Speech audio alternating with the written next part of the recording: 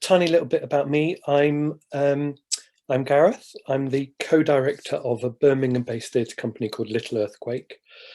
As part of our wider work, we also run a network called East Meets West, which is a network for the East and West Midlands independent theatre sector. And I'm honoured to be the co-vice chair of ITC.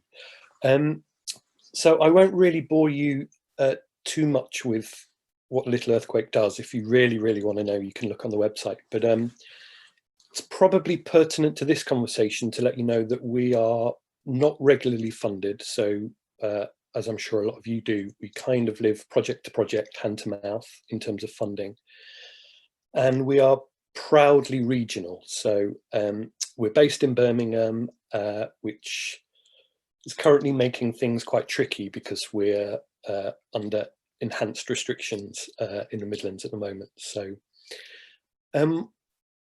I thought I'd start today with a bit of a provocation, really, because one of the things that we've been thinking deeply about is around maintaining the quality of our output, particularly with regards to maintaining the quality of how audiences encounter our work. And I remember back in spring when we all went into national lockdown, and there seemed to be a huge knee-jerk reaction across the whole sector about getting work online. Everybody was desperate to get their work online, and it was almost as if organisations felt the need to somehow stay visible, to stay as visible as possible in order to stay relevant somehow. But for the independent sector, that mostly meant releasing footage of their shows that were filmed on a wobbly camcorder at the back of the auditorium. And so much of the footage that was released in the spring was only ever really intended for archive, private archive. It was never meant to be seen by the public because the quality just wasn't good enough. And by that, I mean the quality of the footage, not the quality of the work. But as we all know, bad documentation can make amazing work look terrible. And we had lots of conversations through East Meets West within the Midlands sector around that time. And the general consensus was, look, nobody should rush into responding to what was happening. We owed it to ourselves and we owed it to our audiences to pause, to take stock and respond with innovation and creativity. Getting work online just because we've got it filmed from the back of the auditorium wasn't good enough for audiences. And we're now 6 months in, and I actually still feel the same about that. It might feel that these restrictions are going on forever. And of course, we all want it to be over as soon as it can, so we can get back to not worrying about social distancing and the implications that has on our work. But it doesn't look like it's going anywhere soon. And actually, and I'm talking from an independent company point of view here, not from a venue point of view, a year is really fleeting. Audiences will remember us and they will continue to support us as long as we're ready to give them quality experiences. They deserve more than wobbly camcorder footage. And at Little Earthquake, we have so many projects that are frozen in time that we'd love to tour. But we've made the decision that we're only willing to tour that work when we're convinced that the audience can meet the work in the way that we originally intended them to. Anything less isn't serving our audiences and putting their experience above everything else. So in the meantime, we're developing work which can be met by audiences in a COVID secure way because it's been designed like that from day one, rather than retrofitting work to the new current guidelines, to current restriction guidelines. So we're looking at, theatre over the telephone and on park benches and through podcasts and a web series. And I suppose the provocation I want to leave with you is that as horrendous as this pandemic is, it also has huge potential to spark innovation. And rather than long for the way things were, perhaps it's time to embrace this changing world and meet our audiences in new, exciting and unexpected ways. There you go. Thank you very much, Gareth. That's really a really good provocation to start with. Now, one of the impacts of COVID and the lockdown on me has been that my short-term memory has virtually disappeared. So I gave a kind of wonderfully strategic order for you to speak in, and I've promptly forgotten it. So Emma, you've remembered. Excellent. Thank you. Emma, would you like to go next? I know at least in what order I am, so that's it. Hello everybody, and I'm sorry if you introduced me, Charlotte, and I had frozen at that moment, so I didn't wave and say hello, I think. And my Wi-Fi isn't brilliant from home, and it's constantly happening when I'm on Zoom, so let's hope we get through these couple of minutes without me disappearing. But really interesting from Gareth, and I just had a couple of reflections on that before I'll take a different tack, and that is that I think for us, Tutti Frutti is an MPO, and we obviously receive money, you know, government money, and we therefore felt that we had a responsibility to remain relevant and to connect with our audiences. And we're very, very fortunate in that we had the opportunity working with Leeds, we're based in Leeds Library Service, to produce a series of digital performed readings which tied into the summer reading programme that lots of youngsters get involved with. So we took some of the books that were on that reading list, and we performed them live and recorded them, and it worked really, really well. It was a lot of hard work, and what was really good about it was that it was completely new to us. We'd never done that before. In the past, we'd done, like Gareth described, we'd done our wobbly camera of our shows, you know, for archiving and maybe remounting in the future, remembering bits, but certainly not for public consumption. So in a way, that's kind of opened up a new field for us. Sorry. But what I was just going to talk about from what we're doing is that we obviously, like many of you, had to cancel or postpone shows. Our next tour is scheduled to go out, well, we start rehearsals in the middle of April next year.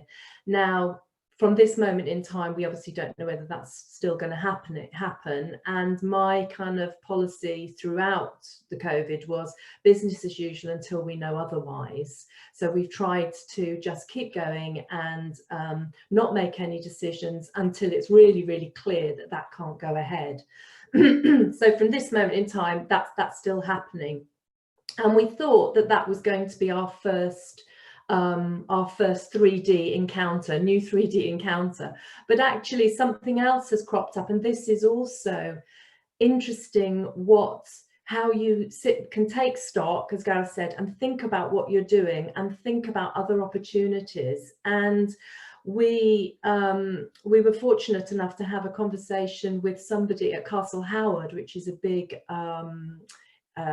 sort of manor house up here in North Yorkshire, and they are doing this amazing sort of Christmas, I don't know how you describe it, is where they're illuminating the whole of the building with moving images, and you know, like the doors will open digitally on the building, and you'll see somebody dancing inside, and it's all around the theme of Jack Frost freezing the environment, freezing the gardens, freezing the house, and then there's a narrative to it, and then warmth comes in, and you go into the house, and the house is ablaze with fires and lovely warmth, and Father Christmas is there and all of that. But it's a kind of like a promenade piece, so the audience come in at the entrance, or the punters come in at the entrance to the gardens, and we have got 5 actors that are going to be working in the walled garden, presenting a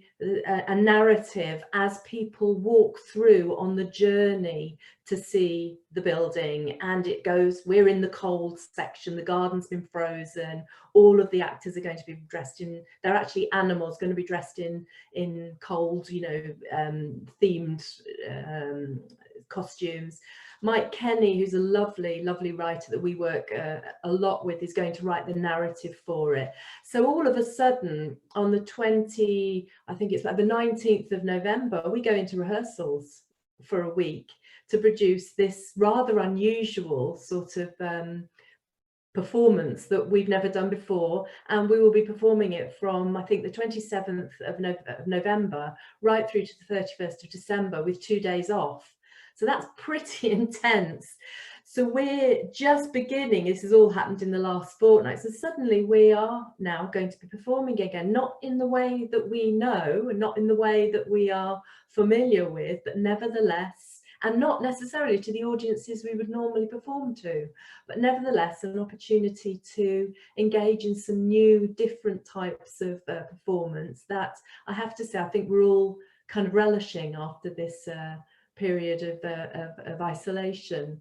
And there's a lot of issues coming up for us with that we're trying to, you know, address. How do we rehearse 5 actors? We think we're going to be living in a bubble with them. We're going to bubble them. Obviously, there's going to be issues about distancing them from the audiences for everybody's health and safety. We've got issues about rotating them so that they've got time off and days off. We've got issues about warmth, keeping them warm, giving them breaks. So it's all, I haven't got a lot of solutions at the moment because we're just working through it. And I brainstormed a few of them. We will be allowing people to go home because we will let them, but just to their own home and come back. So they bubble at home and then they bubble at work as well. They're going to be living on site to avoid, for several reasons. One, because it is safer in terms of COVID, but also because travelling up and down from wherever they are on a daily basis in the cold December and you know, it's quite rural, Castle Howard, so that is not maybe the best idea to have people commuting. We'll let them obviously go home for Christmas and Christmas Eve and Christmas Day. That we're going to be monitoring government guidelines very, very closely, implementing track and trace as we can, which I assume also Castle Howard will be doing as they bring people in, and make sure our risk assessments are watertight. So anyway, a lot of those sorts of things. So a lot to think about, but I am really looking forward to it because it has been, you know, it's difficult, isn't it, when what you do is perform to audiences and suddenly that is taken away from you and you feel redundant, you feel slightly powerless. So it's wonderful that we've had this opportunity to get back out there, albeit as a different and new initiative. So we're benefiting both from the innovation of it, but also to be able to do what we love and what our mission is to do. So that's where we're at. Brilliant. Thank you very much, Emma. That's really interesting. God, I wish I could see it. I can sort of imagine it, actually. Who did I suggest next? Was it Gavin? Yes, I thought so. Gavin, tell us about the Albany. Thank you. Hello, everyone. As Charlotte says, I'm Gavin Barlow from the Albany, which is an arts centre in Deptford, South East London, with lots of resident organisations, including ITC. And obviously, everyone's experience has been really different. So I'll just kind of briefly give an overview of the story for us over lockdown into where we are gradually reopening and putting the programme back on. I think the experience during lockdown was like for a lot of people, it was kind of a bit split personality. It's like half the time it was like, how in the hell are we going to survive? It's like, how are we going to get from one day to the next? And then on the other side, it was kind of very creative and very inventive. It's like, because everything had to be thought through. And, you know, how do we transfer everything we do into completely different forms? How do we rethink everything we do? So, I mean, there was a push to go online, but not the kind of wobbly camera stuff, but using online to kind of keep youth programs going and keep communication going. And through the process, then starting to design things for online, encouraging artists to collaborate with filmmakers. We did a show in July. I mean, we've got a garden space at the Albany, which we're very lucky. So we did with Teatro Vivo, we did a show which was designed for Zoom. So the first part was Zoom, and then the second part was actually live from the Albany and streamed. So there was all sorts of ways that you could interact with the story that created. We were also really concerned that a big part of what we do, Meet Me at the Albany, is with older participants, a lot of whom don't have digital access. So working out how to make that work. So obviously starting with lots of phone calls, which then developed into a phone choir and different creative phone clusters led by different volunteers, activity boxes which have gone out to people. And then in May, we started a radio show on an FM community, Resonance FM, Meet Me on the Radio. So that, I mean, and that, what we found with that it's a new, we've learned something completely new, just as we've all learned loads of digital skills, learned how to produce a radio show. So each show every week is produced by older people with 2 sound artists, the Albany, and a guest artist. And, you know, it's reached 15,000 people so far, and it's something we want to keep doing and continue doing beyond the next year as well. So the building itself was kept open for emergency use. We started opening gradually from July, not to the public, but just to residents for some hires. We did some participation, as I say, some stuff in the garden. Then in September, we did a series of gigs with Goldsmiths College, so with invited audiences and streaming. So all of that was a kind of trial for this gradual reopening process. And we opened properly a couple of weeks ago. I say properly, you know, it's kind of limited. And have a program from last week until Christmas, which some of which is just what we might have done already in terms of family show and a Christmas show as planned. We obviously just limited audiences, but almost everything else is kind of redesigned. So hybrid gigs with small audiences that's going to be streamed online. There's stuff outside which then have online versions, and kind of special events that kind of created for the environment really and the time. So it's kind of recreating the program, and I think also working out how we invite people into the building, because obviously safety first and all of the things that have been mentioned, but actually how do we manage not to put up more barriers in doing that? And I think that's been really, you know, so how do people feel really safe but really welcomed into the building? So that's something we've put a lot of thinking into. I think there's a real danger that we're just putting up more barriers for people kind of coming into cultural buildings and enjoying themselves. Obviously the financial context is, you know, very high risk. We may well have to close down everything we planned. So really it's kind of, you know, no profit. Everything is, in a way, has to be subsidised, and we're really lucky we got some money from Cultural Recovery Fund, which obviously makes that a lot easier in our case.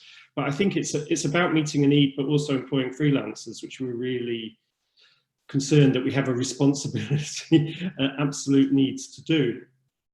To date, and I know this is experience elsewhere, the audience demand has really been there. Everything's just sold out. I mean, obviously it's a reduced audience and there's not much else on, but there's obviously a real demand and need from a certain section. And I think the response so far has been amazing. People have just been really grateful, I suppose, the efforts, and really, you know, there's a real desire amongst a group of people to come back into a communal creative space. And you really, really sense that there is an absolute need for us to kind of meet that in some way. I mean, I think for everyone, it's kind of, there's been a shift further for venues to be, for their civic role, to be useful, to be community hubs. And I think that's a great thing. I think that's something is accelerating that. Also, I think for us rethinking what, you know, the role of the building and how a programme works, who it's for. We're very conscious at this point that some audiences are still vulnerable, that those who were most marginalised before this are most disadvantaged during this, as well as the digital divide. One of the plans for reopening is we put out a series of commissions called Artists of Change, which are £10,000 for an artist to be based with us in the community for 6 months in a very open-ended way, which is really what should the programme be. It's like so that helping to design coming out of this is actually audience-led and artist-led, and it's not just me sitting there working out what we should do. And I suppose just finally, kind of just trying to bring out some of the positives, but it feels like we are potentially reaching audiences in 3 new ways. I think there's a real sense of people, I mean, maybe this is partly a London context, but there's a real sense of people rediscovering the local and what's on their doorstep. So there's new local audiences for us, definitely. Obviously, the digital experience and kind of everything having a digital versions mean that we've had audiences much further afield than we normally would, and that's been fairly consistent. But I think probably the most important is what I was saying about Meet Me at the Albany, which is new routes to reaching people, particularly isolated people. You know, it's something we were struggling with for years. How do we reach isolated older people who don't have digital access? And actually, our older people's programs now have massively expanded and reaching a lot more people than they ever did before. So it has kind of forced us to be inventive and to find new routes through to reaching people as well. I'll finish there. Sorry, I probably went on for ages. No, brilliant. Thank you very much, Gavin. And I'm excited to be back there soon with you. I think it was Rosie next, wasn't it? Is it Rosie? Yeah. Hi there, Rosie, from People's Palace Projects. Thank you, Charlotte. Hello, yes. So People's Palace Projects is an arts and research organisation based at Queen Mary University of London in the East End. We have lots of projects and we have quite a few people and no palaces at all. And we are lucky enough to have MPO funding, which pays for about 2.6 core staff. So we have had a cushion through the last 7 months. We do a lot of work internationally, a lot of it with Brazil. We're also working in Argentina, Colombia, Peru, and we're trying to set up a new project in India and Pakistan, which is a real challenge. I'll say a bit more about that. So we do lots of exchanges between arts companies and sharing ways of working with communities. So it's a kind of about socially engaged practice for us. So my 4 thoughts in perhaps 3 minutes. First one, returning to work. Well, it doesn't sound like anyone's been away. We haven't seen the office for 7 months, but we haven't stopped either. And I'm really proud of the way that our team has responded, but I'm also really worried about them because everybody is finding it very challenging to know, without their commute, how do they stop work and start their home life at the end of the day? Hold on a second, Rosie. I think you're very muffled. Is there a way of making it a bit louder? I don't know. I can try that. Is that better? A little bit better, yes. It's a few heads shaking. No. Try that. Well, maybe go to the next person. Shall I go to the next person and then see if we can come back to you if you can do something to your machine? Sorry about that. I think it's Adam, isn't it? Yeah, I'm happy to go. Hi everyone, thanks very much for inviting us along today. I'm Adam Burns, I'm the head of production at Theatre Peckham. I came into role literally just before lockdown, which was like really either perfect or terrible timing. Like everyone else, we've struggled quite a lot through this, but we have managed to survive it. And as an MPO, we were very, very fortunate yesterday as well to get money from the Cultural Recovery Fund, which will keep us going for a while, which we're very relieved by. One thing I will say, if you're ever taking over a building, probably the pandemic is the worst time to try and do it, I have to say. And I felt like for the first couple of months that we were working, literally every time I saw Susanna, our artistic director, I was asking her for money that we didn't have. So I was kind of thinking my life in the building might not have been too long, but we got there. We are producing again. We're open. We opened fully again last month. We've been doing test events since August. And the key thing for us is that we've managed to get our academy back open, because obviously our vital work is bringing arts access to young people in our community that they wouldn't otherwise get. And although we were able to do a digital offer throughout the summer, it's not the same as giving physical access. But it has really allowed us to reassess the building and the work that we do in it as well. So there have been a lot of positives.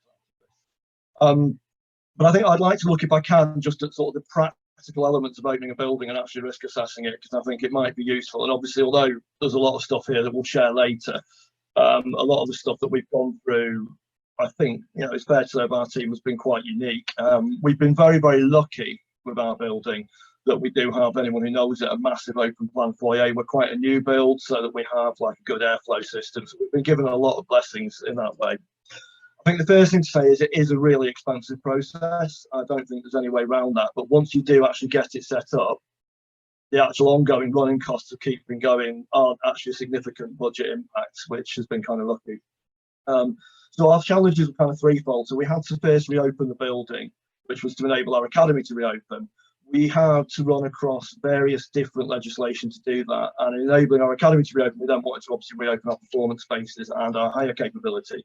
We were due just before lockdown to have pilot theatre coming in, and we were picked as our London venue for Crompton Nights, which obviously losing that massive hole in our revenues.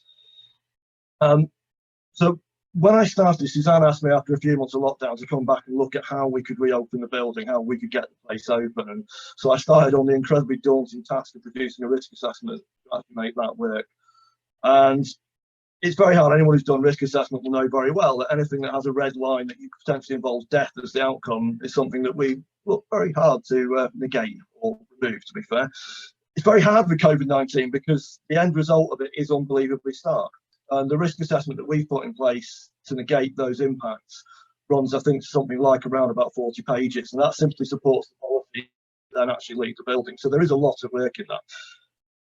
The key driver that we've had as a building has been safety for our entire staff and community. And I think that also in terms of what other people have talked about in terms of driving that audience confidence to get people to come back, we need to be safe. But I totally appreciate what Gavin said about not wanting to put up barriers. And that's one of the hardest things in our community, and I think everywhere, is that in staying safe, it can sometimes look quite intimidating to people from the outside. And that's something we're constantly trying to tweak. It's also very much about bringing in measures that I think reflect that need to be safe.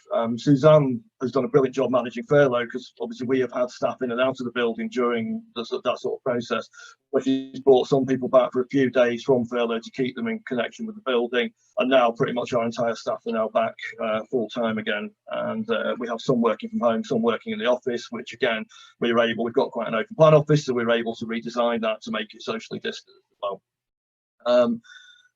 But in talking about safety, I think that one thing that I was really key on was reading this stuff was that we've been, I think, very ahead of the government, which I think is a good thing in terms of both their legislation and the measures that we've put in place. There's really no doubt that COVID opening puts a lot of additional pressures on staff, especially those working in front of house, and I think that's really key to remember. And so when we talk about that, I think the mental health aspect is absolutely key as well in everything that we do, and we make sure that everyone is involved and that we're considering everybody's needs and that we accommodate the concerns that they have at times. And different people have different concerns about COVID. They have different concerns about coming back to the workplace. So we looked at our building in depth. We identified its strengths and its weaknesses. We looked at the spaces in terms of their limitations and the possibilities. And I think we've been very, very lucky, of course, that I said we have a big foyer and that we also have a big, quite modern theatre with retractable seats, giving us some good space. As both an academy and a live performance venue, we found ourselves needing to operate under 3 different sets of guidelines: the live performance and events guidelines, the out of school settings for our academy, and because we offer a lot of dance training, we've had to look at gym settings and stuff like that as well. So we've had to kind of cover this wide area. Been lucky, I've got my team. We've created a fully marked up, one-way flowing, socially distanced building from top to bottom. That's been quite a challenge, but we've got there.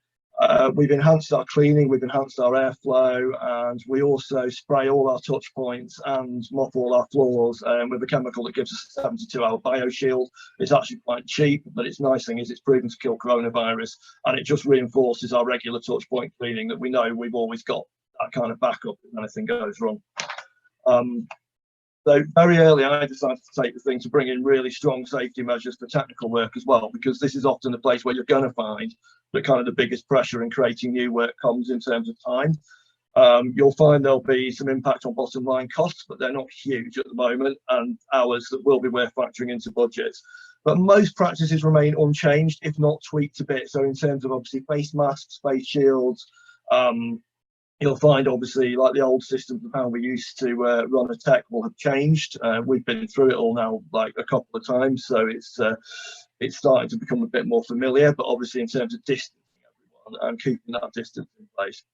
We also brought in a track and trace system a long time before it became the law, and we still rely on the one that we use, which is called EvePass, because the government system is, well, you all know. During the whole process, we've taken guidance from various places, including the ABTT, the trade unions. We've looked at some really excellent work that was done in the US from the Performing Arts Centre Consortium, who produced a way ahead of the game kind of risk assessment on reopening their venues. That was incredibly useful in terms of examining our own body and reinforcing our policies. So we've looked at various policies. We've tried not to make this paper heavy, but it's quite difficult not to. But what we've done is created public-facing documents as well that are a bit more friendly, a bit more informal in tone, those for our academy, for our younger members. So we've got age-appropriate policies in place. That we've got a heavy rotation of inductions. Unfortunately, our tutors and everyone working here is really, really keen to help. We've been quite strict on enforcing the system for the academy and for the building, because we think that after we've put all this investment in, we really don't want to be in a position when we have to close again. So in doing that, we've put supply routes in place for all our PPE, our hand sanitizer. I have got anybody's ever sure hand sanitizer, I've got more than you'll ever see. But what I've made sure we've got is a 3-month stock in place, because again, should we have another lockdown, I'm really confident that we can reopen the day after it because of the position that we're in. And I found that these additional costs aren't great, but I think you can probably do it for around about, we're managing it on a reasonable sized building. The extra costs once we're set up for about £300 to £400 a month. So it's not prohibitive. It's an expense you'd rather not have, but it's not prohibitive. So as I said, to sort of finish up, our key driver has always been safety, but also in terms of doing that to drive audience confidence, to make sure that our academy members are keen to come back. And although we have a reduced offer on our academy, we kind of coupled that with having a physical academy and also an online academy. So we're running 4 days a week on the physical academy, 2 days a week online, so that we've got a content offer that's kind of come a bit out of the new world. We continue to risk assess rigorously and dynamically with the prevailing conditions of the legislation. So we're updating on a regular basis. We're tweaking the system to make it a bit more user friendly. I think we've put some measures in place now that have come about that make it more of a slightly less intimidating environment, which is what we're really keen for it not to be. So we're not complacent, but we have just had our first big show back on stage. Well, big show, I mean, I say we've had our first show back on stage for our own rep company. Our capacity now is about between 40 and 50. We sold out every show and had to put 2 more on, which was fabulous. And it was so nice as a head of production to actually be doing some production work. It was bliss. And when you get back to doing it, it does feel odd when you get back into the theatre, but you do remember all those skills that you've had for 20 years. We're not complacent, but it's been really good at Peckham to hear how many people have left the building or put on social media how confident and safe they felt in the building. And I think that's what just continues to drive us for this. So, I mean, for me, I think that there has been some positives. COVID has no doubt created a lot of challenges that none of us could ever have foreseen, but it's also, with costs now as a society, it's given us a really good chance to dynamically assess our building, how it works, to look at our spaces, to look at what we could produce. So we were able, therefore, in that last show to produce our first show in the round. And that was really exciting to be able to do. So I think there's a lot of stuff that we can take out of this positive, but there's also a lot of work to get those buildings and places reopened again. Thank you very much, Adam. That was really brilliant. And I think some of the things that you've referred to, Zoe's put up in the chat. And I think, yes, it would be great to see some of that risk assessment and policy work that you've done. Brilliant. Rosie, is your speaker working now, or should I go to Jeremy then? A few words from you, Jeremy, and then we'll open it up to the rest of you, because there's a lot of questions coming up in the chat. Hi, Jeremy. Hi, everybody. I'm Jeremy from the Tramshed. So we're a kind of mix of building our venue. We're an art centre with a strong kind of community centre aspect to it as well. Our main areas of work are programming, the participation programme, and supporting emerging artists. And I suppose quite early on, we very much concentrated on supporting our users and our young users, and we've got quite a lot of vulnerable groups we work with, whether that's young people with learning disabilities or we have a mental health program. And so early on, we put a lot of things that they could access online in terms of their weekly programs, working with the tutors, and we kind of gave the tutors the space to develop the drama. So it started very much as a social, just getting young people together and they could talk to each other and what was going on. And I think then it became more drama, youth theatre orientated as time developed. We did, like Gavin, we did quite a lot of enabling some of our community groups who wanted to meet but weren't yet with it on the technology side of things. So we did quite a lot of, I kind of feel we should have been paid by Zoom in shares because of the amount of support people we got to open up Zoom accounts, and they're all now meeting online, which is really lovely, sort of not dependent upon us. So that was our kind of summer journey, and we similarly, it took a while, but we eventually ran a program for emerging artists, and we worked with young artists and companies who were developing online digital programs, and that culminated on in a digital festival that ran for 3 days, where we worked across 11 digital platforms. I think it was 27 shows took place across 3 days, which was a really lovely platform. We opened up the building again on September the 14th. We did a couple of pilot projects with young people who I think by the end of August had all got sick and tired of being on Zoom and working online, and they were desperate to meet up with each other again. So we did a couple of pilot projects with young people in the building at the end of August, which was good. Although we'd created a safe environment, we had a COVID scare on week 2. And I think that was quite useful to us just to work out whether we had the right things in place and how we manage that and how we deal with that. So it was a useful experience, if not an entirely desirable one. But it was a scare, so that's good. And then so all of our participation programs have come back for young people, have come back into the building, including those for the learning disabled community, which I think, we found quite difficult. We worry about that. They're a more vulnerable community. We worry about, have we got everything safe? And that adds an additional pressure. We've kept talking to them. We've kept talking to their parents and carers. But it does feel like a huge responsibility to bring those groups back into a public domain, however safe you think you've got the building. But at the moment that continues. We'll see what happens as time moves forward. I think we fully expect things to be closed again. And I don't know what other people are feeling. I think I mentioned this to Charlotte the other day, but it's a balance. If I'm truthfully honest, there are occasions when I'd quite like to just go into hibernation, shut everything down and crawl into a hole and wake up in 5 months' time when it's all over.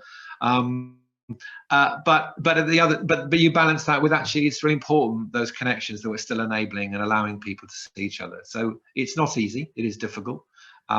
We are beginning to look at programming coming up. We've got some reduced audience comedy nights coming up, and we are planning a very small family friendly show for a sort of about an audience of 50.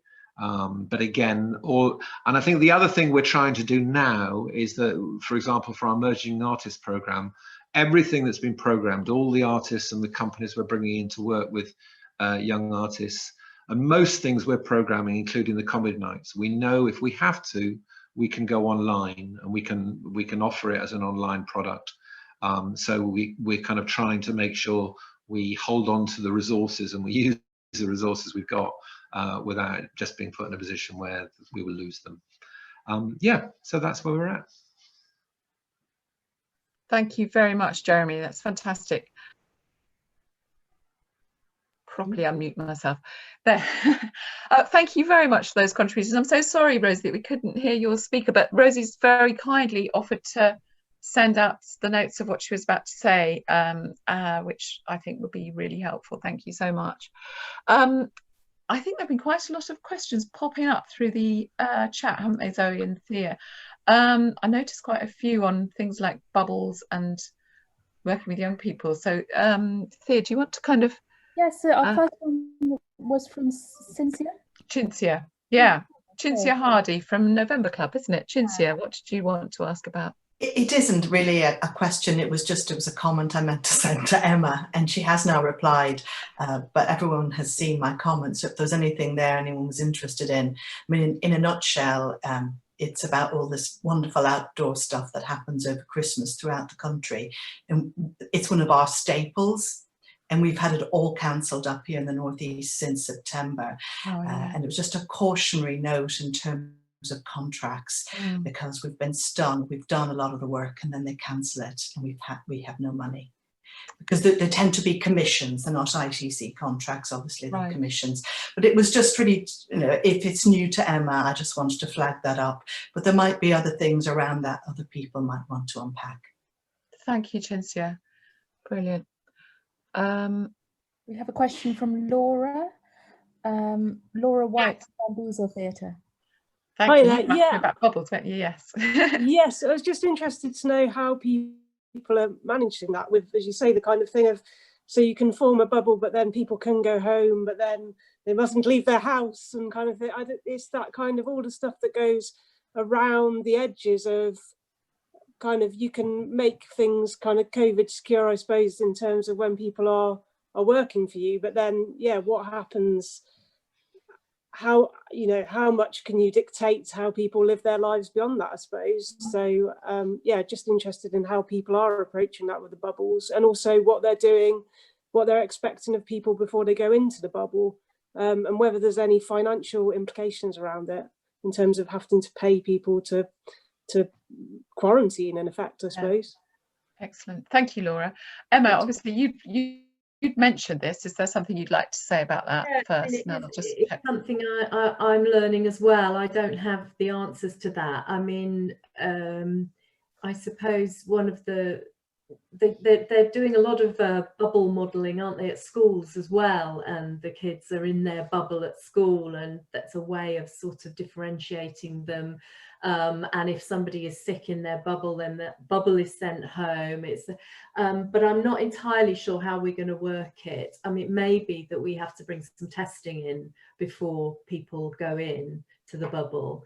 And to a certain degree, it might end up, I'm talking off the top of my head here because we haven't really worked it through exactly what we're going to do. I mean, it is obviously to benefit to everybody that we can put everybody on site together. So whether you call that a bubble or whatever, it's minimizing the opportunity for you know, for interaction with other people. Having said that, you know, they're going to be standing in a garden with thousands of people walking through on a daily basis. I mean, it's going to be bloody cold, so that's a good thing. But on the other hand, you know, they've got to keep that distance, but how that, you know, that it's still open to infection, isn't it? That sort of close proximity, however you try to manage it. And there'll be a lot of volunteers. So we're still trying to figure that answer out, really, to how we work it. So sorry if I haven't got the solution. It's making it up slightly as we go along. But that's reassuring to hear, and good luck. Any of the other contributors, anything to say on that? Because I think, yes, Adam, yeah, have anything you'd like to? Yeah, I mean, I've looked at bubbling quite a lot also, because my son's in year 8 and his whole year had to just self-isolate for 2 weeks after one of the children got ill, and my wife's a deputy head, which was actually really, really useful for me as well, because when we were looking at modelling the education settings, we were looking at how we could potentially bubble our academy classes to a degree. So I think, as you absolutely rightly said, I think to really be able to bubble companies, we're going to have testing. I don't think we can possibly really say that we're fully able to have a biosecure bubble. You've seen probably the kind of things that have been tested with like the football teams and the cricket teams who have got like resources to be able to kind of make those test-based bubbles. I think, yeah, what we can do, I think, is as much as possible is reduce, like you said, the amount of contact between groups. And I think that's the most we can do. So I think your idea is great. If people are happy being on site, then that's fine. I mean, I think there is potentially a bigger social impact to this and mental health impact in terms of when we get back to touring and stuff like that I'm not sure has fully been considered yet. And obviously I imagine there'll be a cost-driven factor as well. So I think we can reduce people's contact with each other, but I think in terms of bubbling completely, we did it with our recent company in that we had 2 companies performing the same play, and we kept each company separate from each other throughout the process and throughout tech. So we were able to at least minimise their contact. We tried to encourage them, although you can't say how successful you were, to not have social interactions outside the venue. And, you know, obviously we're trying to reinforce the rule of 6 and everything else as much as we can down here. It's tricky. I don't think we're ever without full testing, which just isn't a thing at the moment that any of us can afford. But without full testing, I don't think we're ever going to be totally secure. But I think anything that we take on that we can kind of try and minimise that contact without completely ruining people's lives will be definitely a positive. I think, you know, in terms of the stuff in Castle Howard, I think that's eminently practical given the weather in that part of the world to have people on site. Brilliant, thank you. Brilliant, thank you, Adam. Okay, next. Oh yes, Gavin, you had something to say on that. Just very quickly, because I don't have much to add about the bubbles. I know Stuff and Nonsense, who are doing our Christmas show, are kind of struggling with exactly that issue, working it through. But it did kind of come back to the other point about contracts and kind of the risks of closure and the risks of illness. And you know, in the first stage, we just honoured all of our contracts. But I think going into this stage, it's been more difficult trying to work out what to do. So I'm sure everyone's come up with different solutions, but essentially we've just had a really open book process where we've just had that discussion with every company before about their costs and their risks and our costs and our risks and what we can afford to risk, basically mutually, and then kind of, yeah, just put the risk on either side based on that discussion, and that feels like the most open and, you know, transparent way to do it. So that I don't think there's a solution beyond that, but it feels like that's the only approach that we've been able to take at this point. That's really brilliant, Gavin, and it's what we've been trying to encourage everybody to try and get that kind of conversation going, really, about sharing risk rather than putting it all on one side or the other. Jeremy, you had a comment on that as well. It was just on the contract thing. I think what we're doing at the moment is contracting sort of 14 and 7 days in advance. So we might draw up a contract now with an artist or a company, but it doesn't kick in until 14 and then 7 days before the event itself, so that we all realize, and you know, we don't know what's going to happen.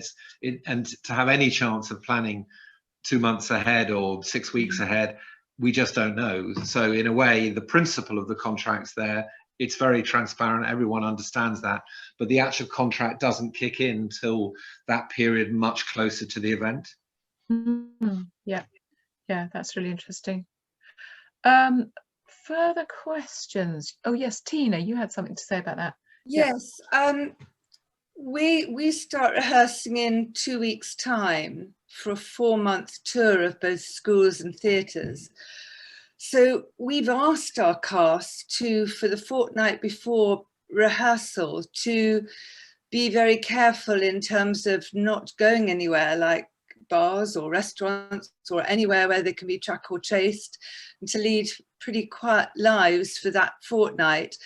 And then we're going to create a bubble in the rehearsal room where each member of the cast is only going to be living with one other person, which is either a partner or with somebody in digs with just one landlady, to try and keep safe. Our composer is going to be working at a distance through Zoom, but we don't know what to do about our movement director because it's very difficult. She'll be coming in on odd days, so won't actually be part of the bubble. And we haven't found a solution for that yet. She teaches in drama schools, so is working with students and is on public transport. And I don't know if anyone might have an answer, but that's where we're stuck at the moment in terms of safety. Jeremy, you had a thought on it? It was only to say that interestingly, during lockdown, we host quite a few dance companies that do participatory dance programs. And I think the dance world has generally stayed online more, and people have found that dance has worked and picking up choreography has worked quite well. Whereas I think the sort of theatre side of things and the young people's theatre side of things, they've wanted the contact and the close contact. So I don't know whether there's a possibility that your choreography could be done sort of online, zoomed into the space. Yes, that's something we've been considering, certainly. That's something that our composer wanted to do. He didn't want to travel and he didn't want to take the risk, so that's fair. And we have worked online with him before. But yes, it is something that maybe might be safer, certainly. Yeah. Then when we tour schools, that we are only performing 2 bubbles. That's the way we've managed to work it out. And Tina, can I ask, are your schools happy to they're taking the bookings and happy to bring you in? Our schools have been incredibly supportive. We've only had 4 cancellations out of 70 schools. Wow. And that's because their boards are refusing to have visitors on the premises, so the school didn't have any option. But we've worked really closely with the schools to create these bubbles, and sometimes we'd go into a school and there'll be 6 bubble performances in a day, but the performances will be much shorter than our usual. We had to rewrite the play so that the school, we have a school's version for their bubbles, and then we're also having it professionally videoed so that the children can then compare live with the whole show on video.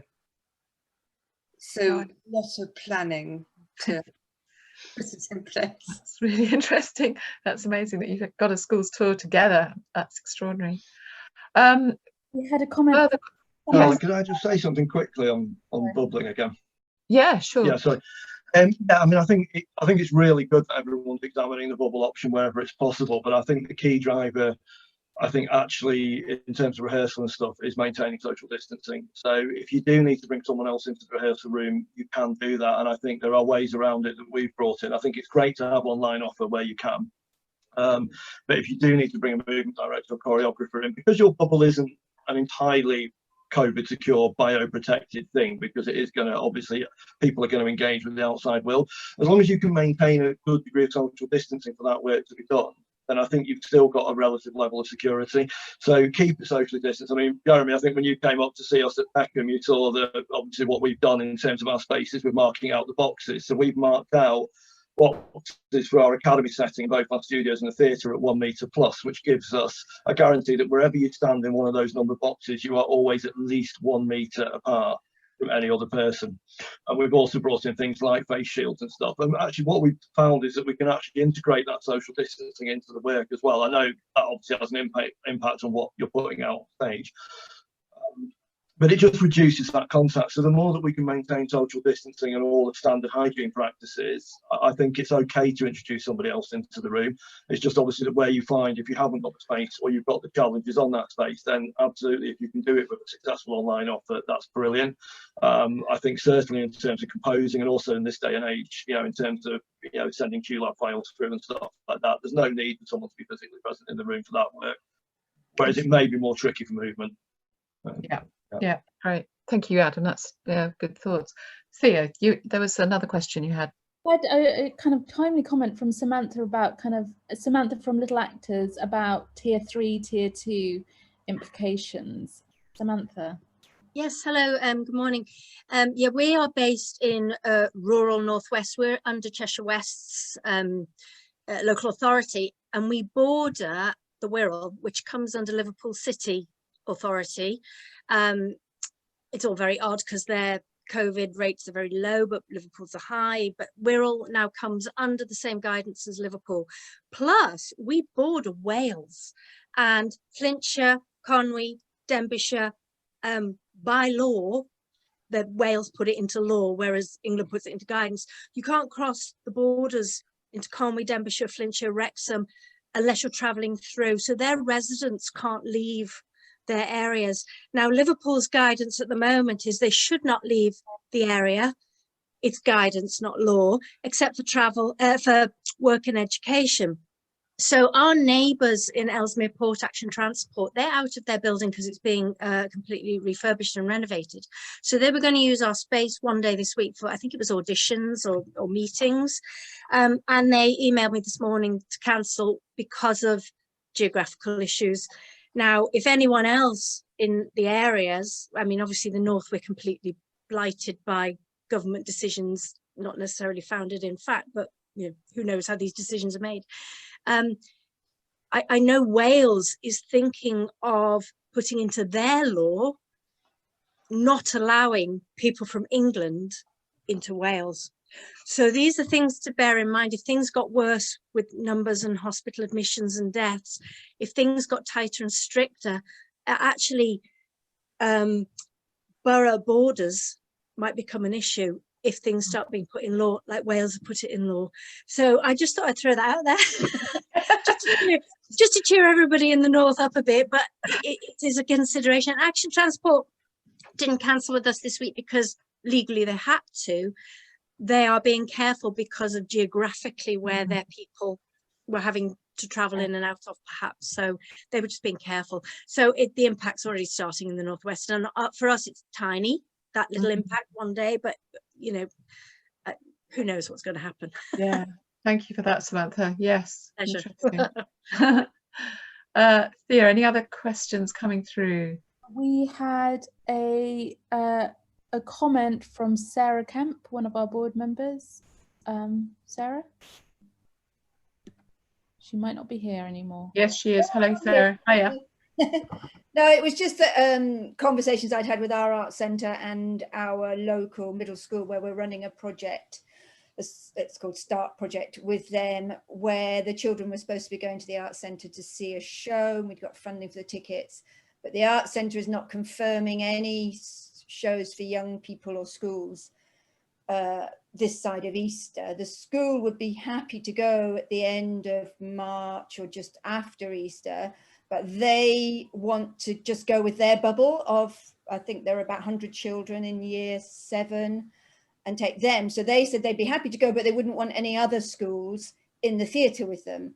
And then that has that kind of knock-on effect to the theatre of, if they can you know, book the show for those 100 children, but they would normally want to have more to make it financially cost effective. So there's lots of logistics, I suppose, about how all of that may or may not be able to work. And then if you've got a much smaller school wanting to go to the theatre, but they're saying, you know, they've only can take one year group, say, of 30 in a primary school, then yeah, I think it's like everything becoming much smaller, isn't it?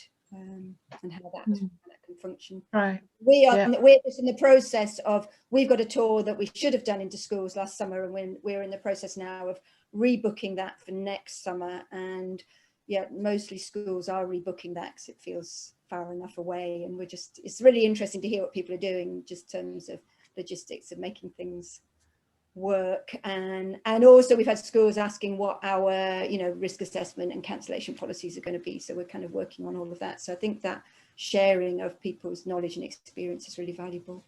Yeah. Thanks. Great, thank you. Any other comments and questions anyone want to raise, or anything that this has thrown up for anybody? Yes, Gareth. Hiya. There was just a comment I spotted from Ian and Annie from AMA Theatre. Hello. Just around how people are finding the response to shows online. Again, it kind of goes back to what I was saying before, that it's about, I think, the most successful people have matched form and content. So rather than kind of retrofitting a show that was live and then just filming it, they've actually gone, actually, we can use this as the basis of something, but let's adapt it specifically to film it for audiences. And I think Little Angel Theatre have been exemplary in the work that they've done for children, in terms of both commissioning new work that's made specifically for film, but also adapting existing work that was live and adapting it to be made online. So check out them. They've been really canny in adapting work in that way. And the other thing I'd say is, I think what a lot of people miss when they're watching online work at home is that sense of coming together with other people, other audience members. And I think we've been thinking quite a lot about, well, how is there a way of replicating that? We held a Zoom a few weeks ago with all the Midlands rural touring schemes. And they've been coming up with some really, really nice ideas around that maybe they are showing a pre-recorded piece of work, but then they're having a Zoom afterwards with the members to have a Q&A with the artists of that thing, or something around that, or a post-show discussion with the audience. So the audience are getting to see the work online, but they're still getting that interaction with one another. Yeah. Can I? Sorry, who is that? Yes, Ian. Yeah. Yes, can you hear me? I'll be on. Yeah. Hi, yeah, that was really interesting. And the reason, and it was really nice what you just said, the reason we asked the question is because at the end of this month, we are actually launching a new project, live online theatre. And what we've done is we've made our place, we've built a theatre, complete with sets and curtains and everything else. We've invested in some broadcast equipment. And what we're doing is we're making it two-way interactive. So for example, like now, you're hearing my voice coming out through your computer speaker. We're connecting that up to a sound system so that we hear the sound system throughout our little auditorium, which is picked up by the broadcasting microphones, which is then fed back to the people at home. So we're saying, look, what we'd like you to do is watch it on the biggest screen that you can. You will be able to hear all the other people. So a lot of the stuff we're doing is like, it works really well with the pantomimes and the comedies that we're doing, where we're creating people at home to sort of turn their own living room, if you will, into like a little, their own little theatre, where they'll be able to hear all the other members of the audience that are linked to us. We can also hear every single person that's there. Also, we've got a 55-inch monitor on the back of the wall in front of the stage where we can see all the members of the audience at the same time, and so we can interact. So for example, as I say, something like a pantomime, you know, where you've got someone who's being a bit disruptive, eating a packet of crisps, and we can all hear it. The dame can turn to that person and say, lady in the pink jumper, what are you doing eating them crisps? That sort of thing. So we're sort of making theatre online, but where it's totally two-way interactive, which we've done a few tests. It's working, the system works, it looks good, and so we're really sort of wanting to find out.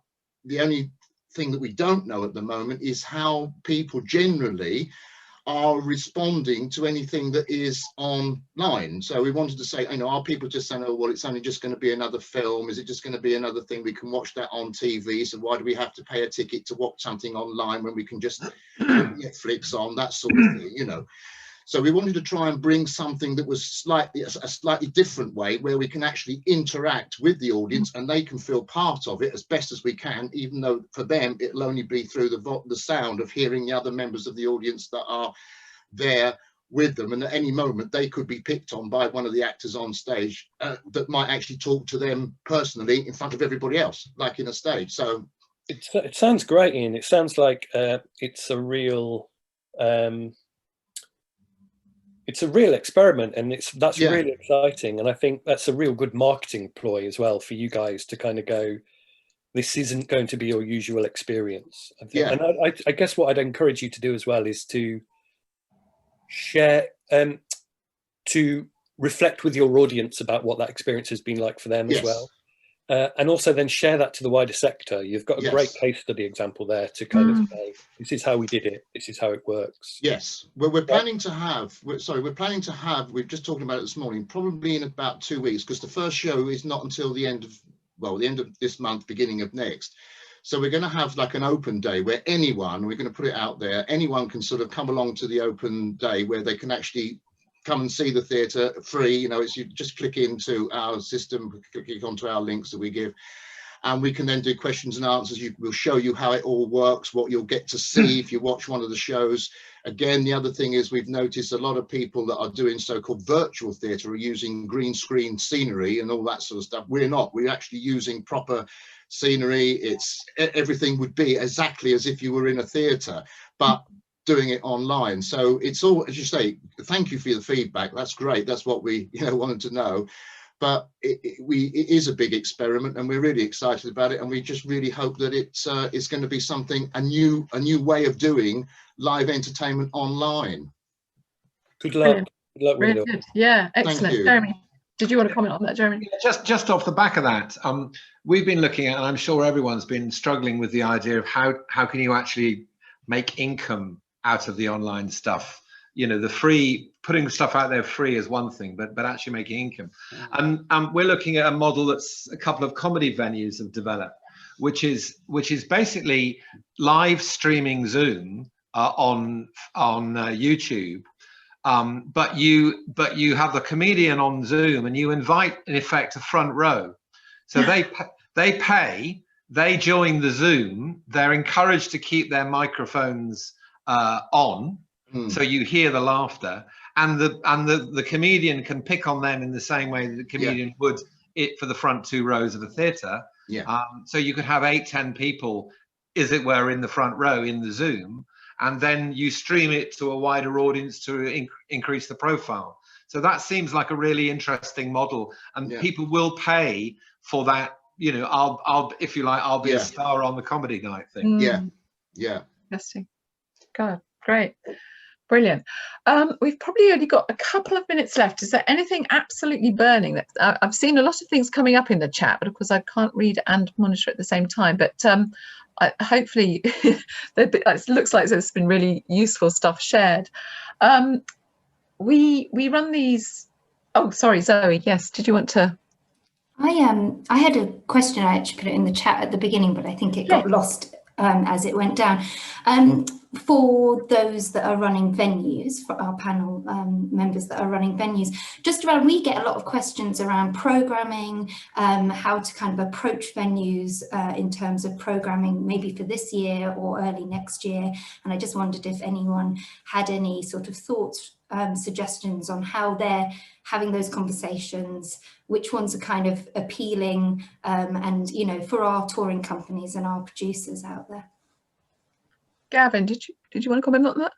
Yeah, I mean, obviously everyone's in a different situation. I know we've been working on a kind of project which is with 40 art centres, so kind of been on both sides a little bit of kind of trying to work with programmers, and it's obviously been, you know, so many of them were on furlough that it was almost, there was a time when it was almost impossible to communicate. It feels like that's kind of starting to ease, obviously not in all cases, and there's redundancies and so forth, but it feels like we can start having it. I mean, talking to other art centres, a lot of them are opening now like we are and going into next summer, but it's with a very kind of bespoke and light programme, apart from kind of very small scale stuff, and it kind of feels like people aren't really thinking about, I mean, you know, whether it's back to normal or not, but people aren't really thinking about a kind of full scale programme until next autumn in most cases, I would say. But otherwise, it feels like, you know, it has to be one-on-one conversations, doesn't it? Because everybody's in a different position. But it does feel like that people are now available to actually have those conversations and kind of see what individual circumstances are. Yeah, absolutely. Any other? Jeremy, did you want to? No, you're not programming, really. No, I just think, I mean, I think it's really interesting. I mean, Gavin, that's the first time I've heard people talking about next autumn. And I think we're all aware that these, you know, people were talking back in April, they were talking about, oh, well, you know, September should be fine. And now people are talking about the possibility of a Christmas show, or actually really not thinking of anything before April. And I think that's the reality. I mean, I think if anybody saw the press conference last night, whatever the government was saying, it was very apparent that Chris Whitty felt very, very clearly that what is being done now is not enough, and we will be within 3 weeks in some form of national lockdown again. So I think, you know, this is going to go on. Yeah. That's a bit bleak, sorry. Adam, do you want to give us a comment? Yes, I mean, we have been programming. One of the things that was quite interesting was that a couple of weeks ago, clearly there's been some shift again in the government, because a couple of weeks ago the government were talking to local authorities about preparing schools to close down over the half-term week and a week before. So they had it in place to go for a circuit break lockdown, which is absolutely, to be fair, what the country needs right now to try and get us back on track because of the, getting into it at length, shambolic policies we've been facing over the last 7 months.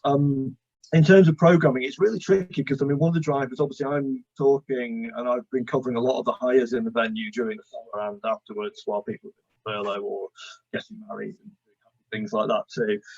And it's very, very difficult because the first key driver when I talk to hires is obviously potential hires is talking to people about our seating capacity. And obviously for anyone running on a commercial or trade model, that pretty much kills the conversation at the start. You know, literally if I'm saying to you, really sorry, I don't know how long we're going to have 40 or 50 seats for. Originally, we were optimistic it might be November that we might go to 1 metre plus, which will make a significant difference to our auditorium.